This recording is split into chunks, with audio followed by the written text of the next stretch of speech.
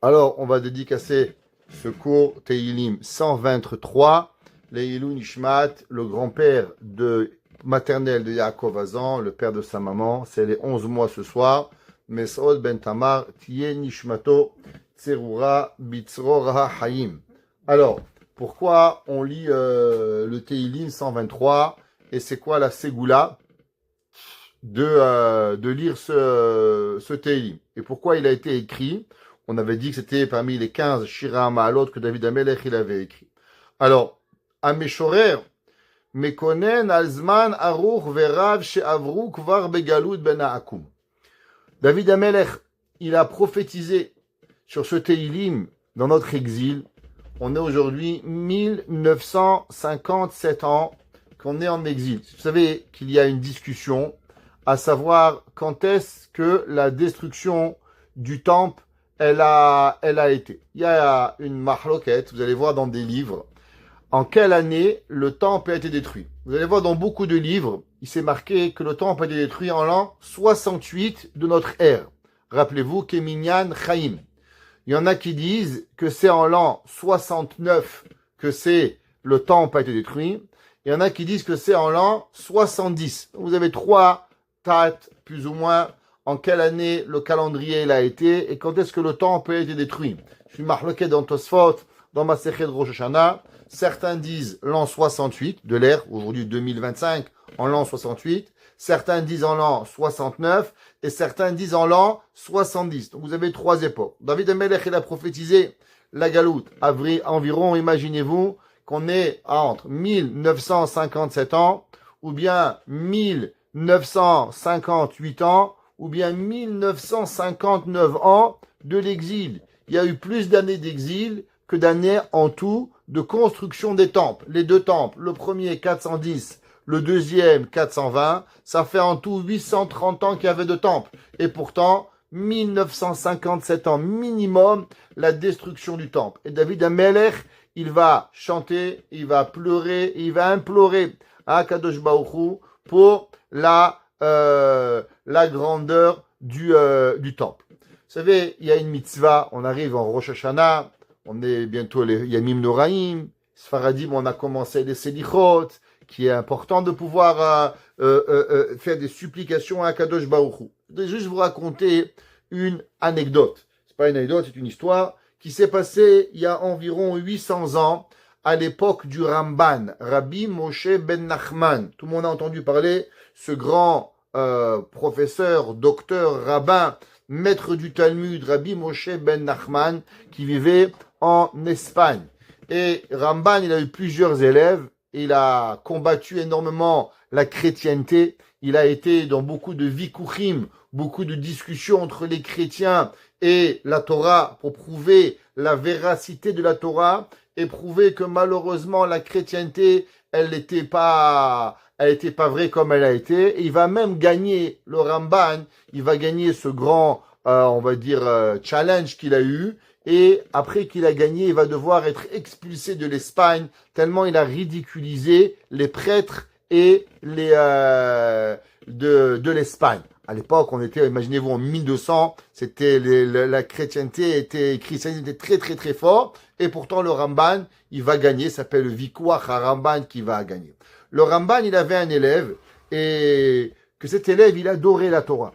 Il adorait la Torah. C'était un homme qui vivait pour la Torah. Il mangeait Torah, il buvait Torah, il respirait Torah. Mais il aimait tellement la Torah qu'il y avait certaines choses qu'il n'arrivait pas à faire. Entre autres, il n'arrivait pas à prier. Ça veut dire qu'il avait l'impression que quand il priait, il perdait son temps. Quand il faisait la tfila, moi j'aime la Torah, pourquoi je dois prier? Quand il arrivait le moment des selichot, alors il se levait pas au selichot, ou il venait pas à prier les selichot, et il a continué à étudier. Le Ramban, il lui a dit, tu sais mon fils, je sais que tu aimes la Torah, mais la Torah il faut être balancé. Il y a un temps d'étude, il y a un temps où il faut prier, il y a un temps où il faut faire des teilim. Vous savez, monsieur, au passage, on remercie monsieur Arki qui nous a envoyé le tableau pour le teilim. À savoir, il y a deux coutumes dans le teilim. Une première coutume de dire tous les jours 10 psaumes de teilim, de façon à ce que durant le mois de Elul, on finisse 2 fois le Teilim, 150 fois, parce que 10 fois 15, ça fait 150, et fois 30, ça fait 300. Donc on dira 2 fois le livre de Teilim au complet. Ou d'après le Baal Shem Tov, on dit que 3 Teilim. À part à Kippour, on dira 36 Teilim pour terminer le livre des Teilim. Et M. Arki nous a envoyé le beau tableau et on le remercie. Et ainsi, on prend un moment pour le remercier de mettre les cours chaque semaine, les cours des années précédentes, de mettre les cours futurs qui arrivent chaque semaine, les mettre sur YouTube. Alors, on lui donne un petit coucou en le remerciant pour le travail. Et je précise gratuitement qu'il le fait sans jamais demander un sou et avec sa générosité. Donc, on prend et on le remercie.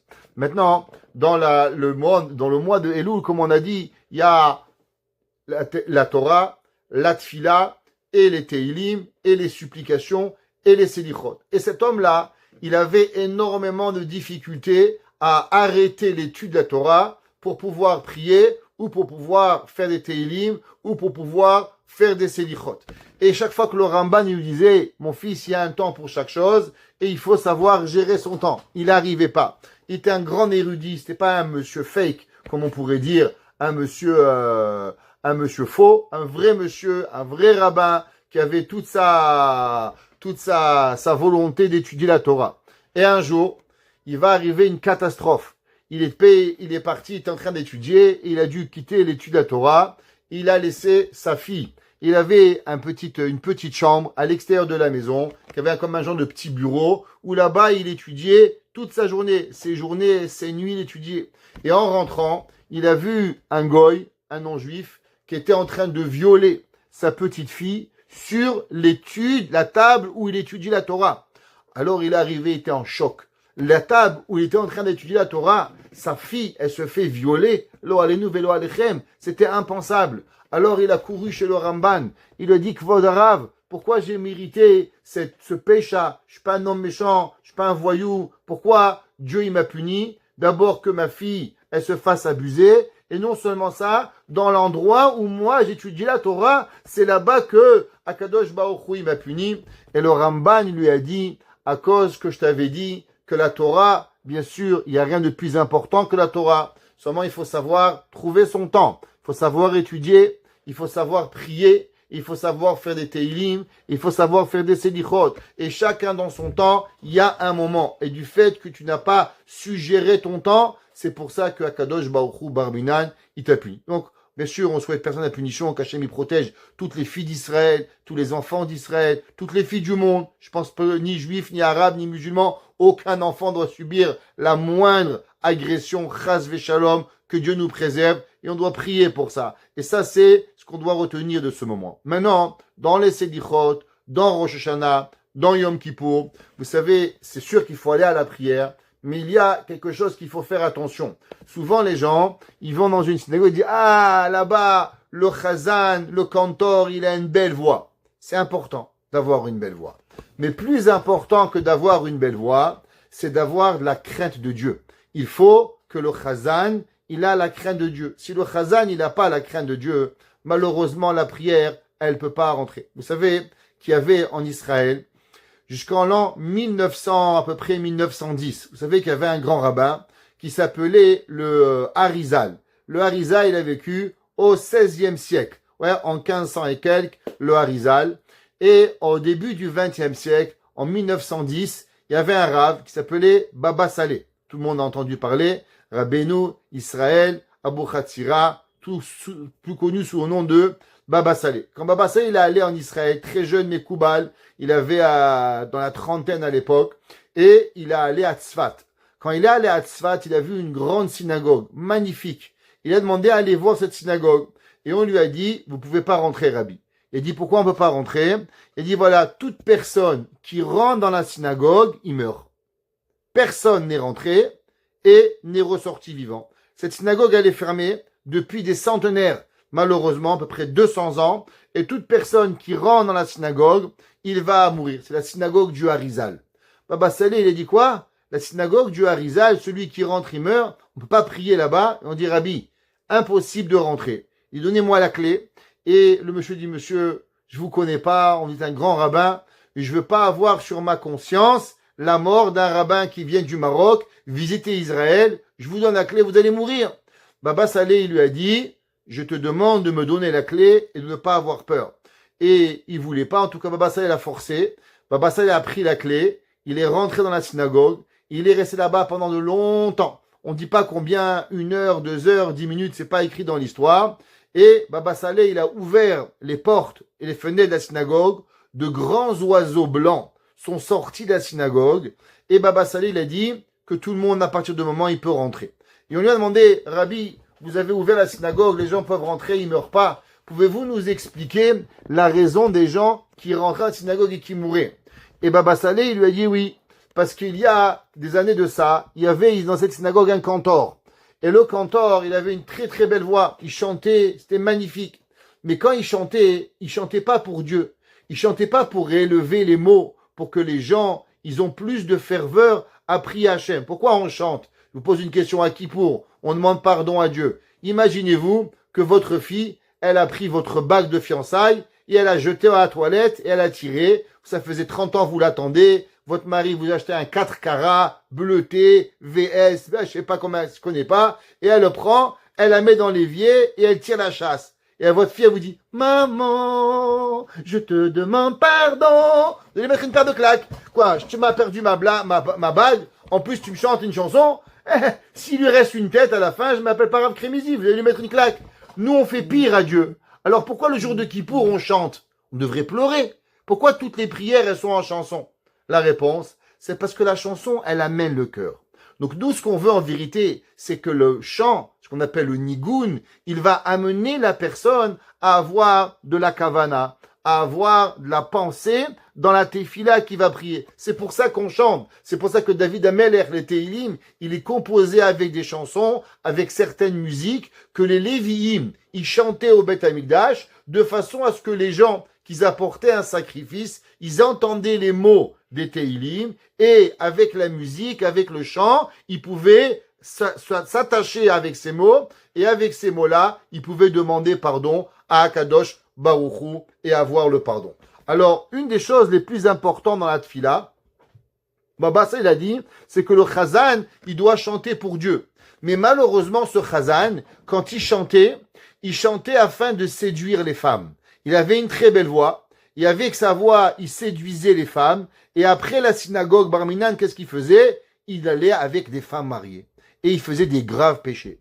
Alors, toutes les mauvaises pensées que ce monsieur avait pendant qu'il chantait, les pensées, elles sont restées à la synagogue, qui ont créé des monstres, des démons, et tout celui qui rentrait, alors les démons, ils le tuaient.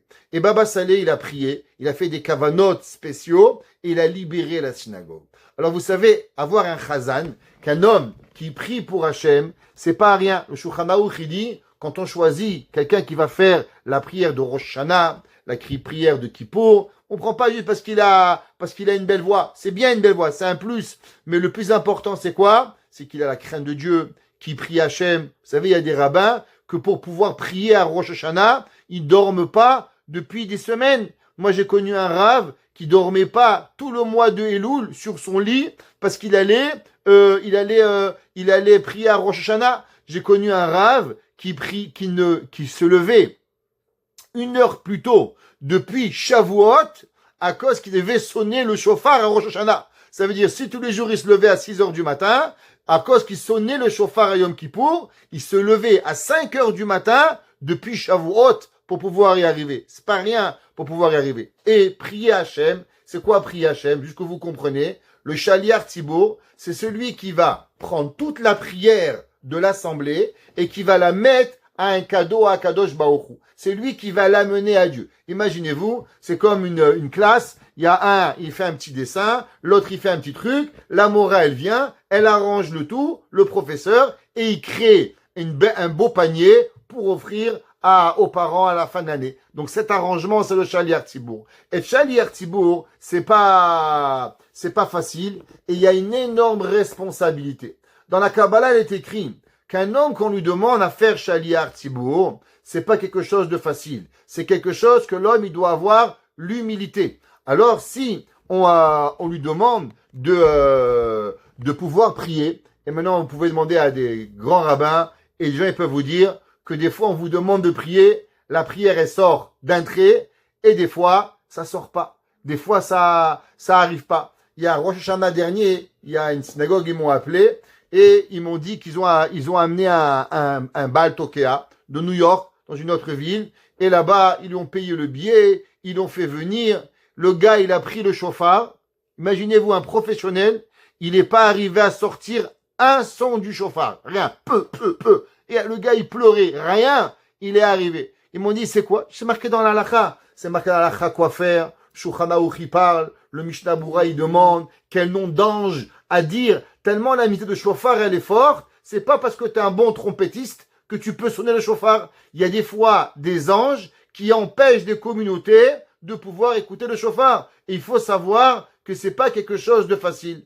Alors quand un homme, il va être chazan et on lui demande, il veut avoir la bonne kavana, il veut la prière qu'elle lui sorte bien, sans être fatigué, savoir pas être dérangé, pour pouvoir connecter chaque mot, alors c'est écrit qui disent le Teilim 123. En disant le Teilim 123, il va s'aider à pouvoir que la prière, elle va lui donner et elle va pouvoir être avancée. Comme ça, c'est écrit, donc Teilim 123, pour aider le Shaliach Tzibour à diriger la prière et arriver à ce que la prière, elle va monter.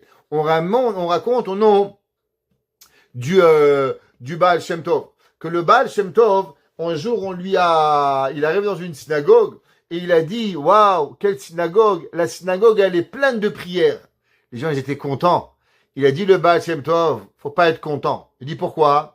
Il dit, parce que normalement, les prières, elles doivent monter chez Dieu. La synagogue doit être vide de prières. Quand on finit, les anges, ils doivent prendre les prières et ils doivent les monter chez Akadosh Baruch Hu. Il dit, mais votre prière, votre synagogue à vous, les anges, ils viennent pas ici. Toutes les prières, elles sont ici et elles sont bloquées et elles peuvent pas monter à cause que les gens, ils prient, mais ils mettent pas de la kavana dans leurs mots. Quand ils se barou, chata Hashem, il est là, il pense à son travail, à son voyage, à son père, à sa mère, à son frère, à sa sœur. C'est pas cela. La prière d'Akadosh Baruch Hu, l'homme, il doit connecter avec les mots, et ces mots, ils doivent les dire pour Akadosh Baruch Hu, pour pouvoir y arriver à lui donner.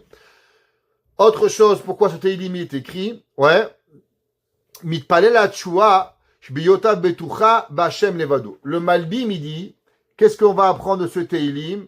On va apprendre de ce Teilim que l'homme, il doit savoir que tout ce qui vient à l'homme ne vient uniquement que de Akadosh Baruch Hu pour pouvoir y arriver.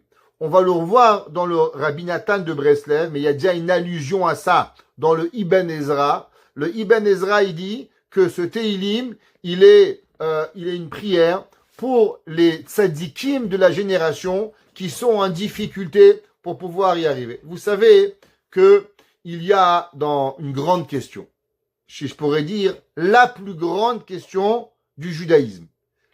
Pourquoi je dis que c'est la plus grande question? Parce que Moshe Rabbeinu, il a demandé à Dieu toutes les questions. Et Dieu a répondu à Moshe toutes les questions. La vache rousse, il lui a expliqué. Le lait et la viande, le chatnez, tout Dieu, il lui a expliqué. Mais il y a une chose que Dieu, il a refusé à Moshe Rabbeinu d'expliquer. C'est quoi la question? Et c'est pour ça que je vous dis, c'est la plus grande question, parce que même Moshe, Dieu, il n'a pas répondu à Moshe. La question, elle est pourquoi les rabbins, ils souffrent. Akadosh Baruch Moshe Rabbeinu, il a demandé à Akadosh Baruch Hu, Har'eni na'et kevodecha. Que les méchants, ils prennent des claques, je comprends. Que les méchants, ils ont du bien, je peux comprendre aussi. Pourquoi? À cause que, des fois, Dieu, il veut leur payer, ils ont fait du bien des fois. Alors, dans ce bas monde, on va les payer. Mais pourquoi les gens bien, les gens tzadikim, les gdolim, des vrais, ils prennent des baffes? Quelle est la raison de leur baffe? Hachem, il a dit, je te réponds pas, et c'est quelque chose qu'il n'y a que Akadosh Baruch Hu qui va savoir cela. Vous savez, il y a une lettre qui s'appelle Igeret Kodesh. Cette lettre a été écrite par Rabbi Elimelech de Lizinsk. Parce que si vous pensez qu'on allait l'oublier, au premier cours et au premier virage, on le ramène. Alors à la fin du Noam Elimelech, il y a là-bas une lettre que son fils Rabbi Eliezer, donc Rabbi Elimelech, il avait un fils, et qui s'appelait Rabbi Eliezer, et là-bas, il a demandé une question à son père. C'est quoi la question? La question, elle est comme la suivante. est-ce que on peut déduire de la bonté d'une personne ou de la méchanceté d'une personne ou de la bonne foi d'une personne à travers la situation de la vie? Qu'est-ce que ça veut dire? Je vais vous expliquer la question. Il lui a demandé, Rabbi Eliezer, à son père, il y avait un grand rabbin qui était un tzaddik, et malheureusement, il y a eu beaucoup d'ennemis qui sont venus et qui ont parlé beaucoup de mal sur lui et qui l'ont fait énormément souffrir. Alors, les gens ont demandé à Rabbi Elimelech, est-ce qu'on peut prouver que du fait que cet homme, il souffre, que Akadosh Baruch Hu, il a laissé se faire honte, qu'il a subi tellement de honte et qu'il a subi tellement de mauvaises lachonara, de médisance et tout ça, quelque part, ça prouve qu'il n'est pas un vrai tzaddik. Parce que s'il avait été un vrai tzaddik, alors Akadosh Baruch Hu, il n'aurait pas laissé. Dieu, il aurait dû protéger le tzaddik, qu'il lui arrive pas tout ça. Donc du fait qu'en vérité, Hachem, il a laissé que cette personne prend tellement de honte et elle se fasse tellement déchirer, est-ce que ça n'est pas une preuve qu'en vérité, la personne, elle est mauvaise? C'est ce qu'on appelle en français une preuve à l'absurde. Ça veut dire qu'on pousse, on dit regarde Akadosh Baruch Hu, si Dieu il a laissé faire ça, alors Akadosh Baruch Hu, ça veut dire qu'il n'est pas une bonne personne. Rabbi Elimelech, il répond, et il dit, regarde, ça, on peut pas le prouver. Pourquoi on peut pas le prouver? Il dit, si je vous demande, dans l'histoire juive, qu'est-ce que vous pensez de Avraham Avinu? Une bonne personne ou une mauvaise personne? Est-ce qu'il y a un parmi nous qui va dire Avraham, il est mauvais? Même les musulmans, ils savent qu'Avraham, il est bon. Ils discutent pas. Avraham, tout le monde, Avraham la bonté. Il n'y avait pas de discussion. Demandez à n'importe quelle religion, les chrétiens, les juifs, les musulmans, tout le monde va vous dire, Avraham, Ibrahim, Sadiq, il est une bonne personne. Il n'y a pas à discuter. Ok. Maintenant, allons voir historiquement. Avraham, il n'est pas né, il n'est pas mort il n'est pas mort à 175 ans. Avraham, il a un vécu. Qu'est-ce que Avraham, il a fait? Avraham, il est après le Dor Apalaga. Avraham, il est 48 ans après la tour de Babel. Et il y a un homme qui s'appelle Nimrod. Nimrod, lui, se prend pour Dieu. Et Nimrod, c'est lui qui veut décider le monde. Il y a un homme, il s'appelle Avraham. Avraham, il dit, c'est pas possible. Un homme peut pas être Dieu. Alors il pense au soleil, il pense à la lune, aux étoiles. Il arrive à quoi? Il arrive à la conclusion qu'il y a un Dieu unique. Et Avraham, il a la Emouna. Avraham, il fait tout ce qu'il y a. Pourquoi? Pour pouvoir propager le nom d'Akadosh Baruch Hu. C'est ça que Avraham, il fait. Quelle va être la suite de Avraham Avinu? Et comment Dieu va répondre à Avraham? Moi, je vous dirais, si j'avais été Monsieur Walt Disney, il est sympa, tout va bien, tout est beau, et il se marie et ils eurent beaucoup d'enfants. Ça, c'est ce que l'homme, il aurait dit. Historiquement. Nimrod, il a voulu le tuer. Après, Dieu lui dit, va en Israël. Il arrive en Israël, il crève de faim. Il va chez Paro, on lui pique sa femme. Après, il revient, il y a Avimelech de nouveau qui lui pique sa femme. Après, sa femme, elle meurt. Après, des galères. La vie d'Avraham, elle est une galère. Alors moi, je vous pose une question. Imaginez-vous, vous vivez à l'époque de Avraham Avinu. Et vous voyez, il y a Nimrod. Nimrod, il est riche. Nimrod, il est beau. Nimrod, il est idolâtre. Nimrod, il fait tout l'inverse de la Torah, ce que Dieu il veut. Et vous avez un homme qui s'appelle Avraham. Et Avraham, il pense qu'il y a un seul Dieu. Et maintenant, vous voyez les deux. Nimrod, tout va bien pour lui. Et vous avez Avraham, il a que des galères. Que des galères. Où il met la main, une galère derrière l'autre. Une galère, une autre galère, une autre galère. Qu'est-ce que vous allez vous dire? Est-ce que je dois choisir Avraham ou je dois choisir Nimrod? Imaginez-vous, posez-vous la question, si vous étiez à l'époque de Avraham et de Nimrod. Qu'est-ce que vous allez dire? Ah, puisque Nimrod, tout lui va bien. Donc Nimrod, il a raison.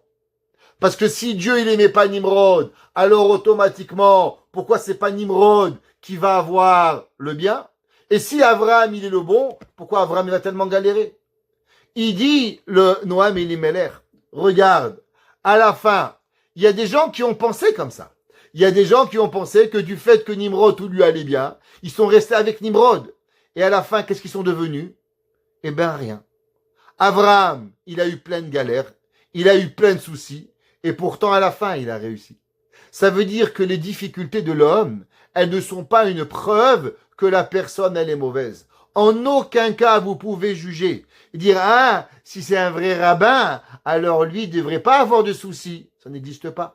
Un vrai rabbin, il peut avoir des problèmes avec sa femme, il peut avoir des problèmes avec ses enfants, il peut avoir des problèmes avec Parnassa, il peut avoir tous les problèmes du monde. Ça ne change pas. Vous voulez la preuve? Regardez Abraham. Abraham, l'homme le plus bon du monde, il s'est bagarré avec sa femme, on lui a piqué sa femme, son fils il s'appelait Ishmaël, il a voulu tuer son autre fils, on lui a voulu lui voler son argent, il s'est bagarré, on l'a foutu au feu, il a eu la famine, il a eu tous les malheurs du monde. Mais je comprends pas. T'es un homme qui porte la poisse ou quoi? Vous reconnaissez cette blague? Allez, c'est trop sérieux ce soir. Il y avait un jour, un homme et une femme, ils sont dans un lit. Et l'homme, il est comme ça, il est en 1970. Dans le lit, il dit à sa femme, dis-moi chérie, est-ce que tu étais avec moi à l'époque que le tsar, il m'a mis en prison? Il lui dit, bien sûr chérie, j'étais avec toi quand le tsar, il t'a mis en prison.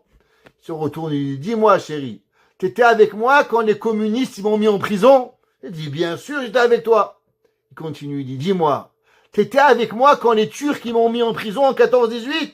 Il dit, bien sûr, j'étais avec toi. Il dit, dis-moi, t'étais avec moi à Auschwitz quand les nazis m'ont mis dans les camps? Il dit, bien sûr, j'étais avec toi. Il dit, dis-moi, t'étais avec moi quand les Anglais m'ont mis dans les camps en 1948? Il dit, bien sûr, j'étais avec toi, dans les Anglais, avec les communistes, avec les nazis, avec tout le monde. J'étais toujours avec toi. Il dit, dis-moi, tu portes pas la poisse par hasard? Alors, un homme, il peut se poser la question, est-ce que c'est pas lui qui porte la poisse?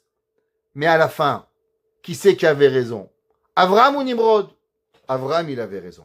Alors pourquoi, Béhémet, Abraham, il a eu tellement de difficultés? Il dit le Rabbi Elimelech. Rabbi Elimelech, il dit la chose suivante. Il dit qu'en vérité, un homme, il veut grandir. La vie d'un homme, c'est de s'élever à chaque moment vers Akadosh Baruch Hu. C'est sa volonté. Un homme qui veut rester sur un plateau, il tombe. La Torah, ça n'existe pas de rester. Les seuls qui peuvent rester, c'est les anges. Les anges, ils sont toujours stables. Un ange, il n'y a pas de montée, et un ange, il n'a pas de descente. Un homme, il est stable. Un humain, il s'appelle un méalech. Un humain, il est un homme qui avance. Alors, ou tu avances vers le haut, ou tu avances vers le bas. Mais la stabilité, elle n'existe pas. Ça n'existe pas un homme qui a un niveau 10. Dans un an, vous revenez, il est à 10. Du temps, il est monté à 11, il est parti à 9, il est revenu à 10. Mia, on vit même le cœur d'un homme. Pouf, paf, pouf, pouf, pouf, paf, pouf. Quand c'est flat, t'es mort. Ok? Bip, c'est la mort. Ça n'existe pas. La flatterie, elle peut pas avancer. On doit avoir des hauts et des bas pour pouvoir y arriver. Dans le tzaddik, il veut grandir. Maintenant, quand le tzaddik, il veut grandir, à chaque fois qu'il veut grandir, qu'est-ce qu'il a?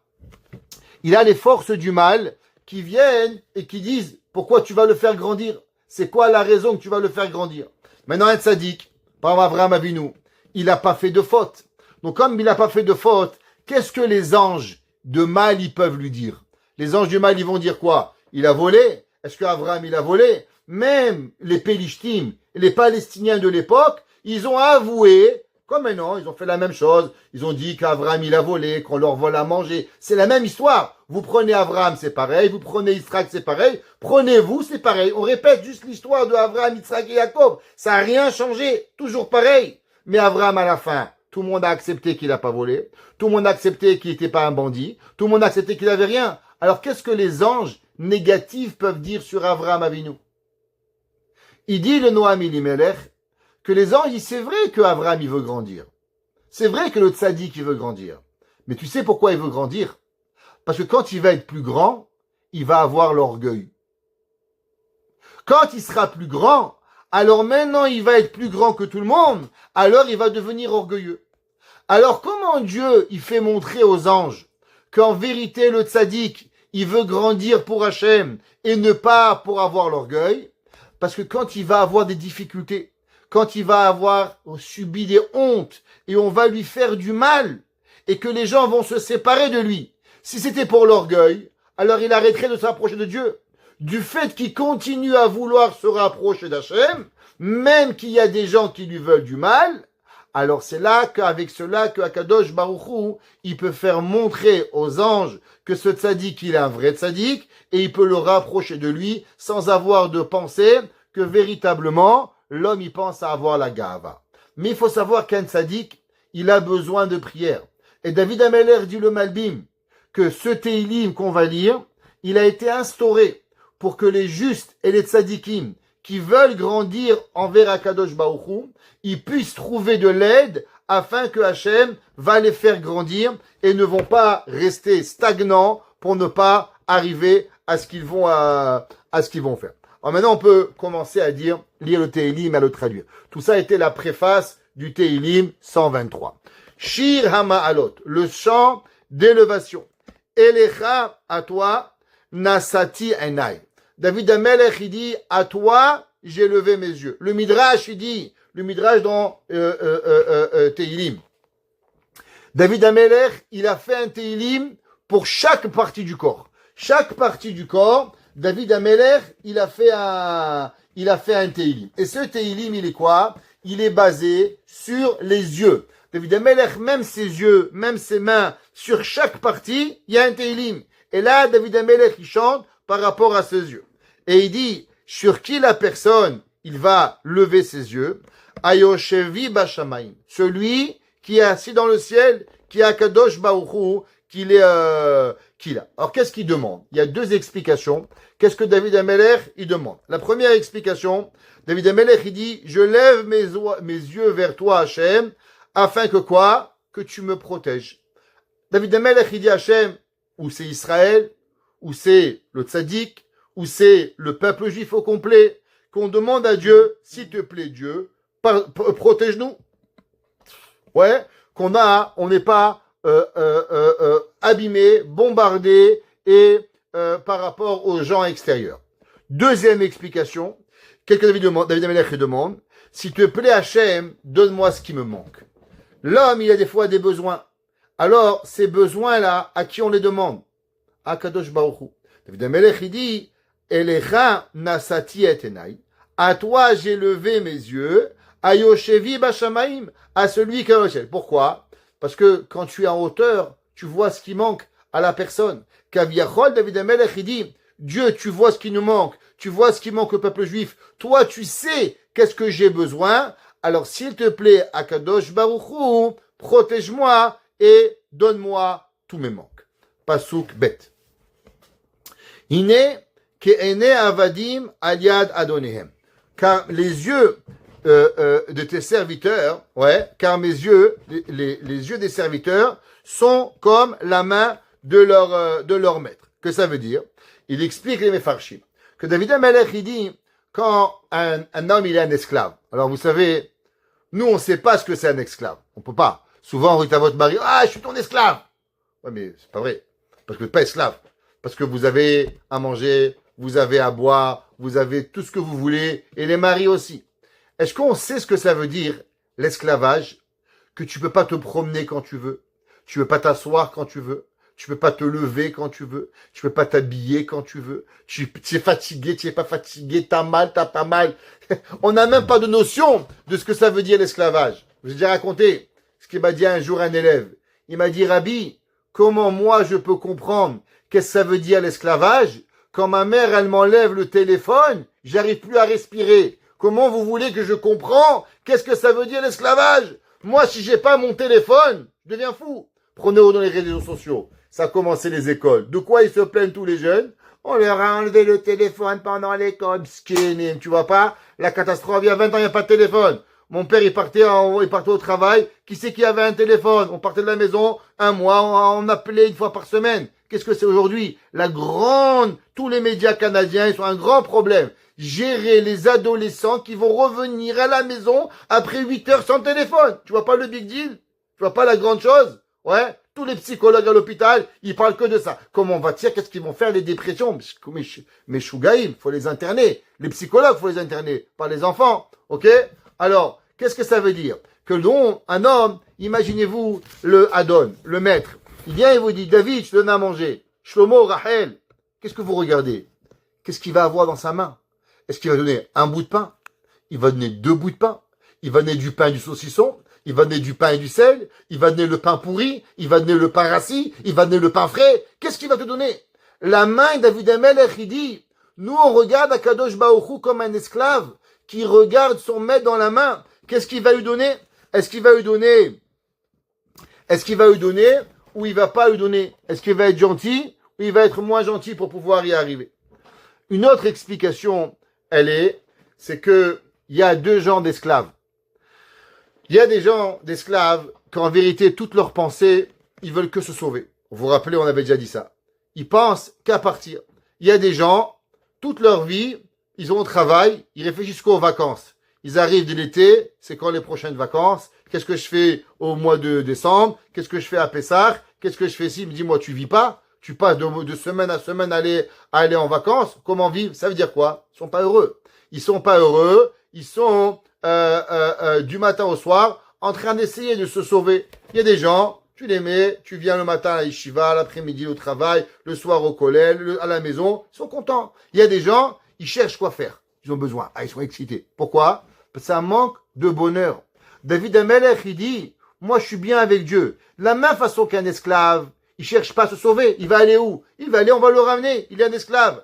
Pareil, moi, avec Akadosh Baruch Hu, j'essaye pas de me sauver. J'essaye pas d'enlever de chez moi ni la Torah, ni les brachot, ni comment faire, ni comment arriver, comment c'est possible. Il y a à voir. Un jour, il y avait dans une discussion, j'étais invité, des juifs, des non-juifs, et ils m'ont demandé qu'est-ce que c'est la différence entre le judaïsme, d'autres religions.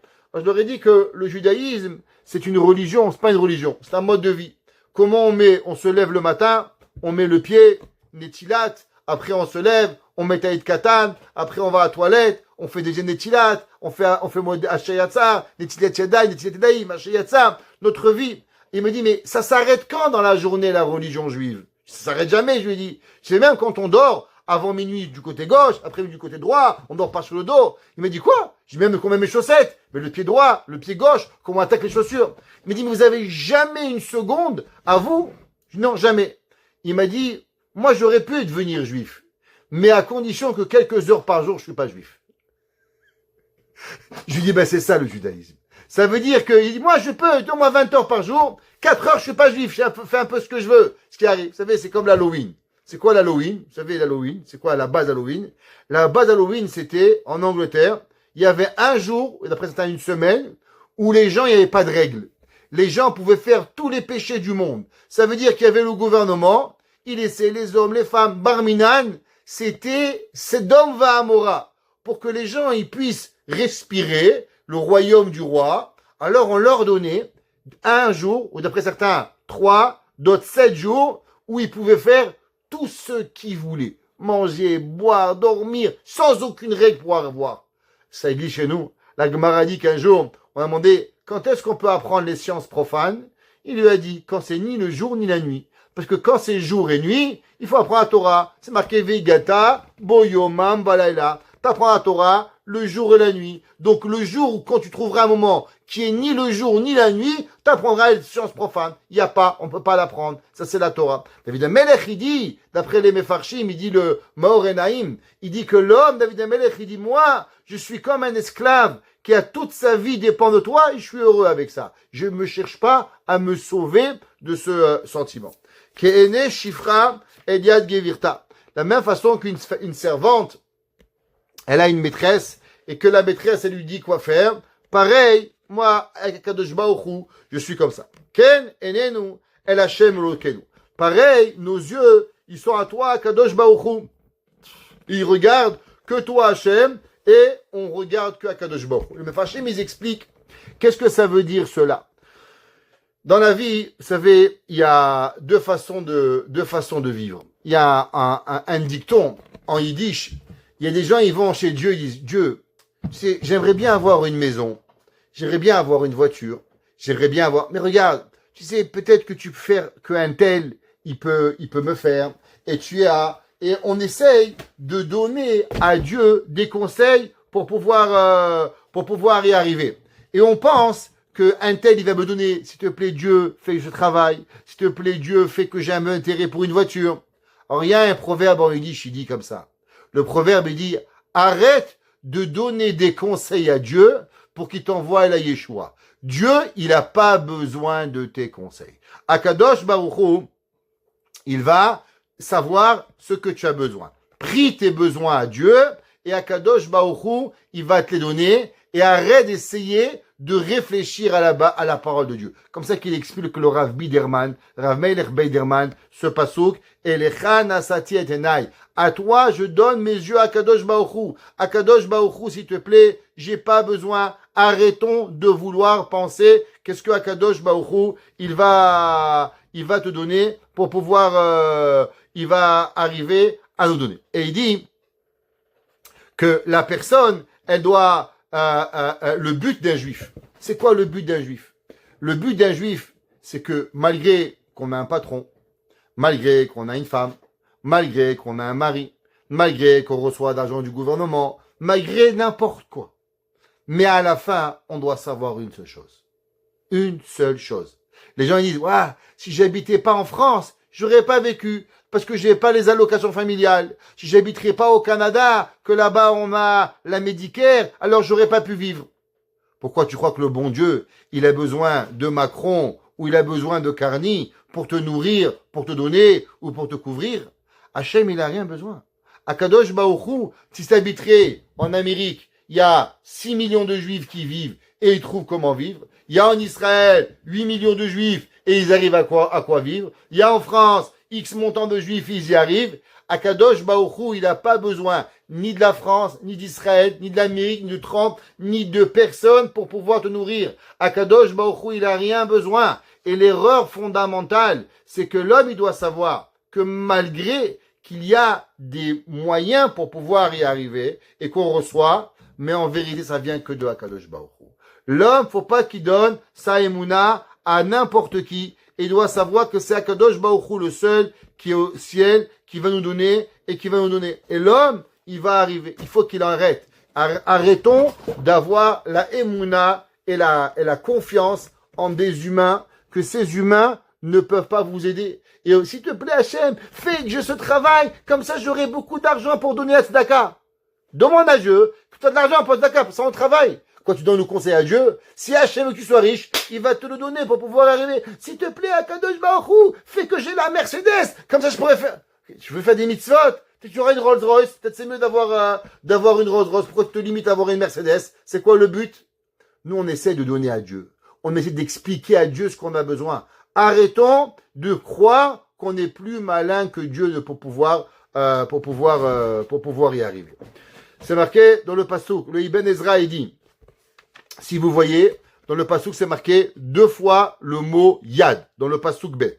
Iné ke ene avadim el yad adonehem, que les yeux des serviteurs à la main des maîtres, ke ene shifra al yad gevirta. Encore une fois, dans la main de la servante. Le Ibn Ezra il demande pourquoi il a été écrit ici 2 fois le mot main. Alors il dit le Ibn Ezra que dans la vie il y a 2 choses. Il y a une main qui donne et il y a une main qui frappe. Ouais, vous savez ça. Il y a des gens, ils vous serrent la main contre tes doigts parce que tu as volé un doigt. Ouais, il y avait un gars à Marseille, je me rappelle, il était tellement voleur. Mon père il me disait quand tu lui serres la main contre même tes doigts, peut-être qu'il t'a volé un doigt. Tellement il est un bandit celui-là. Il arrive, comme ça qu'il disait. Ok.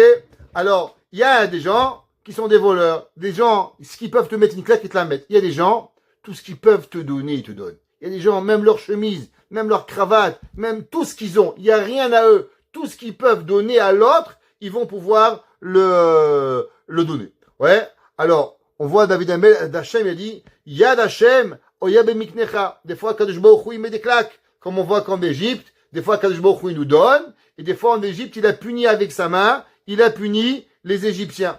Alors, David Amelech, il dit comme ça. Elecha nasati et enai yoshiba shamayim. Quand moi, j'ai envie d'être sauvé des plaies des hommes, shani mekabel vani yodea shakol mikocho shel Hashem. Quand un homme, il me frappe, quand j'ai du mal, je dois savoir que tout vient d'Akadosh Baruch Hu. Alors moi, je demande, il Ben Ezra, ani mevakesh, ke ene avadi benem, ke mo eved shiado shiadon makebo. La même façon que le maître, il a la main et il frappe le serviteur, et ve'u mevakesh, et le serviteur il dit, ça suffit, maître, ça y est, j'ai déjà trop reçu. Et le maître, il a pitié, il arrête. Il dit lui, Ben Ezra, pareil, que nous aussi on regarde la Kadosh Baruch Hu, On doit savoir que les coups, ils viennent d'Hachem, parce que ça vient aussi d'Akadosh Baruch Hu. Et quand l'homme, il va prier, alors automatiquement, Akadosh Baruch Hu, il va arrêter de lui donner et de le frapper. Chonenu Hachem chonenu. Quelle est la racine du mot chonenu? Ça vient du mot chen. Alors vous savez qu'en hébreu, on a dit souvent, généralement, le shoresh du mot, il a 3 lettres. À part certaines règles, certaines exceptions, qu'ils ont 2 lettres. La règle, la racine du mot chonenu, c'est quoi? C'est chen. C'est quoi le mot chen? Chen, c'est la grâce. La grâce qu'on doit trouver. Alors on demande à Akadosh Baruch Hu, s'il te plaît, Dieu, donne-moi la grâce. Vous savez, il y a 2 personnes. Ils ont la même compétence. Ils ont fait Harvard. Les 2, ils ont sorti major de leur promotion. Ici, ils n'ont pas les majors. Je sais pas comment ils disent. Valedictorian. Ouais. En France, on appelle ça major. Major de la promotion. Top. Les 2. Et un, il va aller au travail. Il va être engagé. Dans chaque travail où il va être postulé, il va être engagé. Le deuxième skin, où il va, il est refoulé. Ils ont les mêmes diplômes. Et même des fois, l'autre, il a même mieux. Quelle est la différence entre le premier et le deuxième? La différence, elle est simple. Le premier, il a de la grâce. Quand il rentre, les gens, il plaît aux gens. Le deuxième, il a un regard, tu le vois, tu veux le frapper. Tu sais pas pourquoi, il t'a rien fait. Il est compétent, mais tu le veux pas. T'as pas envie de t'imaginer tous les jours avec sa tronche au travail. Et tu dis, mais c'est pas possible. Il va m'angoisser, celui-là. Je préfère le faire au travail moi-même que de l'avoir. C'est une angoisse. Kaviachol akadosh baruchu oni chonenu Hashem chonenu. Donne-moi de la grâce. Pourquoi?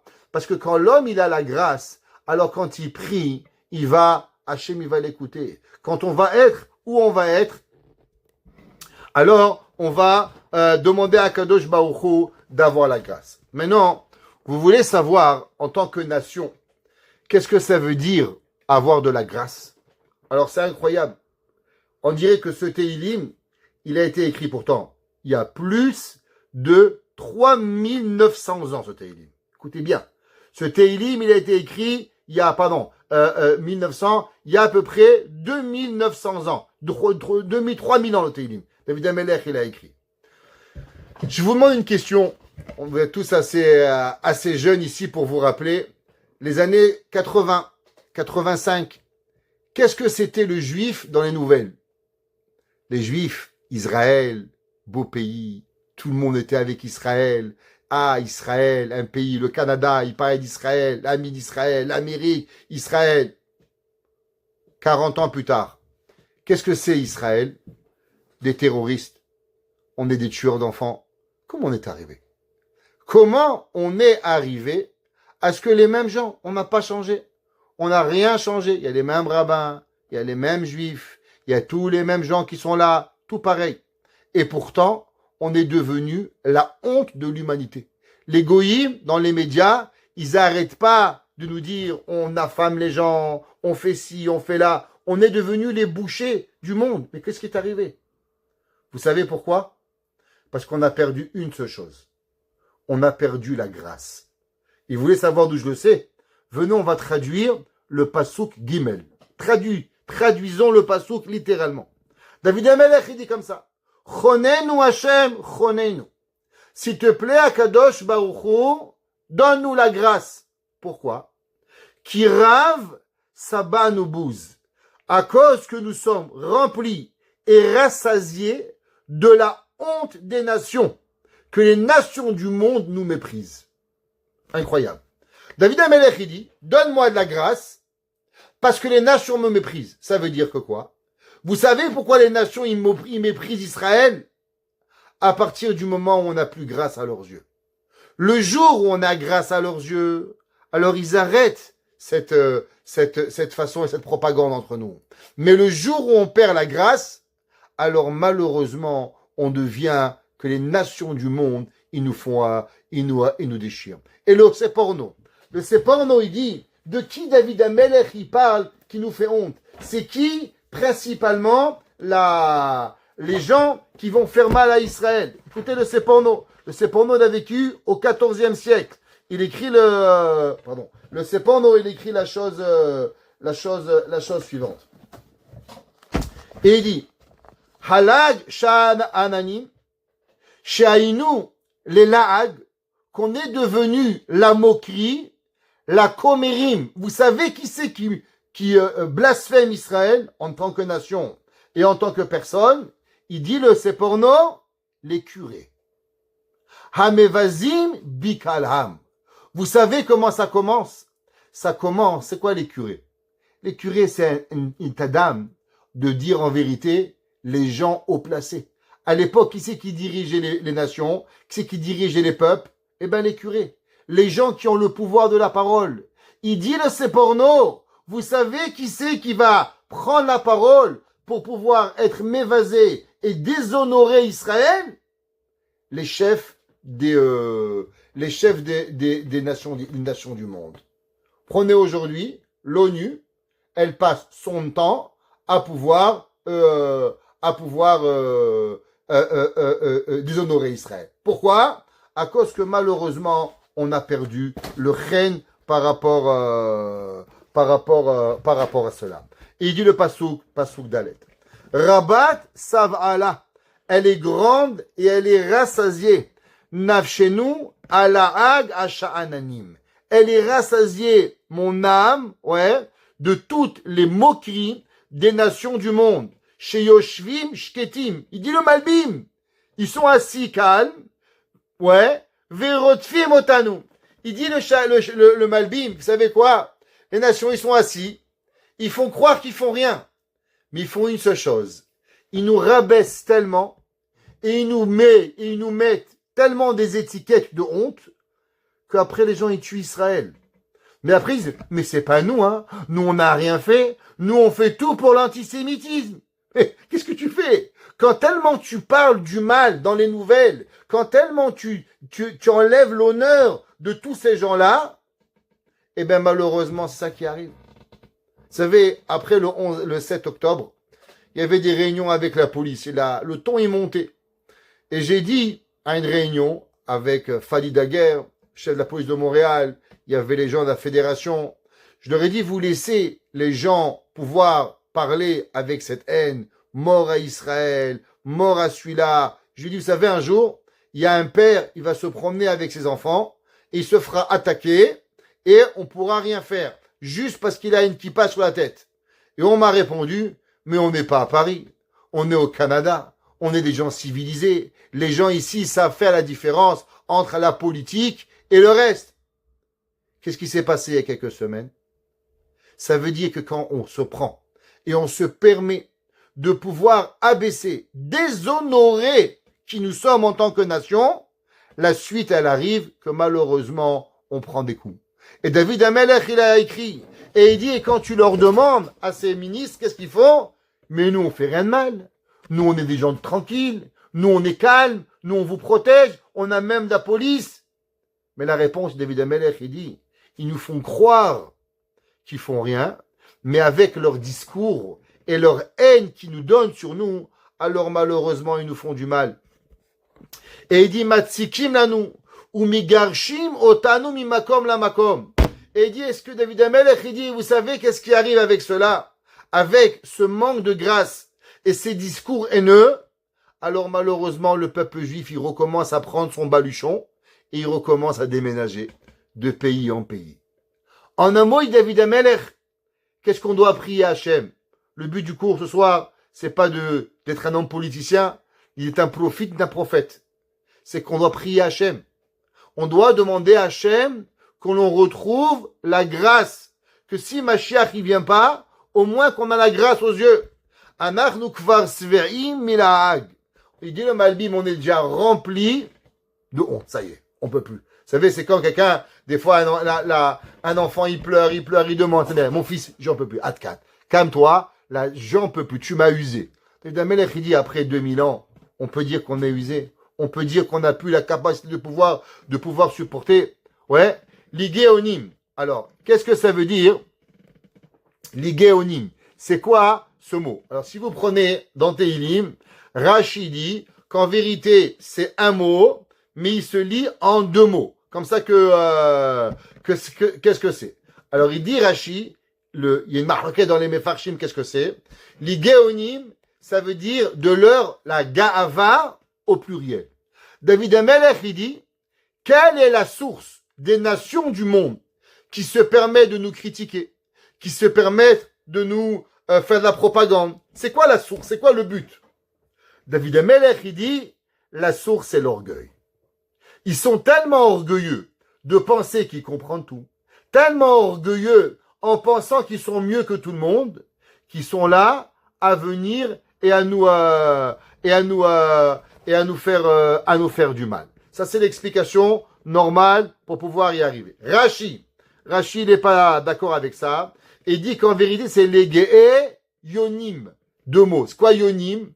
Yonim, c'est du mot Yona. Ouais, c'est quoi Yona? Yona, c'est une colombe. Alors, Yona au singulier, Yonim au pluriel.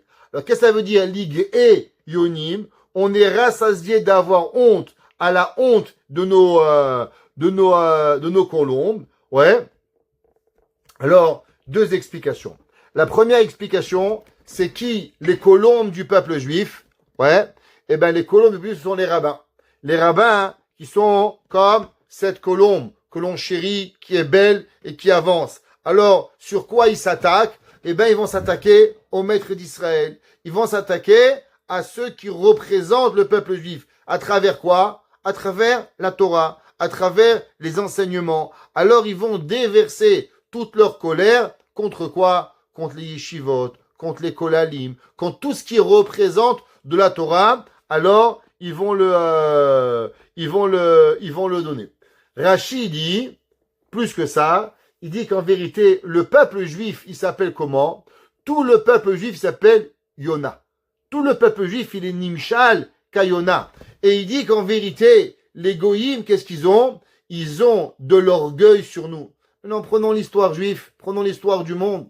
Qu'est-ce que Israël a apporté au monde? Qu'est-ce que la nation d'Israël a donné? La Torah, la sagesse, les religions, les pensées, les bonnes actions. On a été un peuple depuis de 4000 ans qu'on n'a apporté que du bien au monde. Où on est allé? Prenez le roi d'Espagne, quand il a renvoyé les Juifs en Turquie, le roi de Turquie lui a dit « Merci du cadeau, je suis devenu millionnaire mon pays. L'Espagne, elle a coulé, on est parti au Portugal, pareil. Où on a allé? On a élevé les pays. On n'a pas été des gens qui ont pris des pays.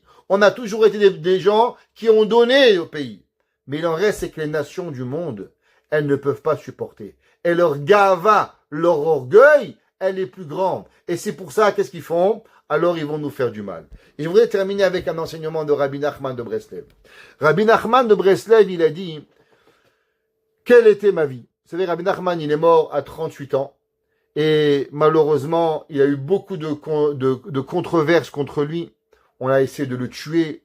On a essayé de tuer ses enfants. Littéralement. C'est pas un mot, quand je veux le tuer, on a jeté des pierres sur lui, et ainsi de suite. Et on a voulu le faire passer, malheureusement, comme un homme qui n'est pas dans notre Torah. On a voulu essayer de faire croire au monde qu'il était presque, je vais vous le dire, comme Jésus. C'est ça qu'on a voulu le faire dire, Rabbi Nachman de Breslev, le petit-fils du Baal Shem Tov, là il y a un petit-fils Barminan. Adke Dekar, les gens étaient contre lui et disaient qu'il y avait même des gens qui ont dit qu'on a le droit de le tuer. C'est pas interdit de le tuer. Des folies. Et Rabbi Nachman de Breslev, il a dit, mais qu'est-ce que je demande? Je demande aux gens d'étudier. Rabbi Nachman, il n'avait pas une guitare, hein, il faisait pas des concerts de rock. Rabbi Nachman, il n'était pas un homme qui faisait des péchés. Il regardait pas les femmes, il étudiait la Torah, il priait toute la journée, il connaissait tout le Talmud, un faiseur de miracles. Alors, comment on allait l'atteindre? Il a dit, Rabbi Nachman, qu'on veut atteindre quelqu'un, il n'y a qu'une seule chose que vous pouvez rien faire. C'est quand vous le enlevez le respect de lui. Il dit en hébreu, les vazot. Il dit, Rabbi Nachman, tu veux enlever et tu veux tuer une personne et tu veux atteindre une personne, il n'y a qu'une seule chose. En lui faisant honte, en se moquant de lui, en le rabaissant, jusqu'à qu'il perde la notion d'humain, et alors après tout, tu peux faire de lui ce que tu veux. Prenez les nazis. Comment les nazis sont arrivés à ce qu'on tue 6 millions de juifs? Comment ils sont arrivés que des pères de famille prenaient des bébés et les tuaient au four, et après ils allaient s'occuper de leurs enfants? Comment on est arrivé à cela?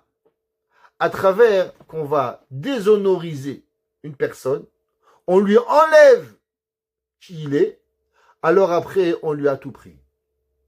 Rabbi Nachman, il a dit, quand on va et on se moque d'un homme, après on peut tout faire contre lui. La moquerie peut tout lui enlever. Le Ramchal, il dit, Moshe Rabbeinu, l'homme le plus saint du monde, l'homme le plus kadosh du monde, comment Korach, il va arriver à convaincre 250 rabbins et un tiers de la population juive que Moshe est un fraudeur. Expliquez-moi, Moshe il est monté sur le Sinaï, c'est impossible. Il dit, c'est oui possible. Tu sais comment? Avec la moquerie. Tu te moques de Moshe, et à la fin, tu fais passer Moshe pour un clown. Et Korach, en une nuit, il est arrivé à convaincre 200 000 personnes, je dis bien 200 000 parce que c'est le chiffre exact, que Moshe Rabbeinu n'était pas un vrai rabbin. David Amelech, il dit, Rabat sav'a la nafshenu.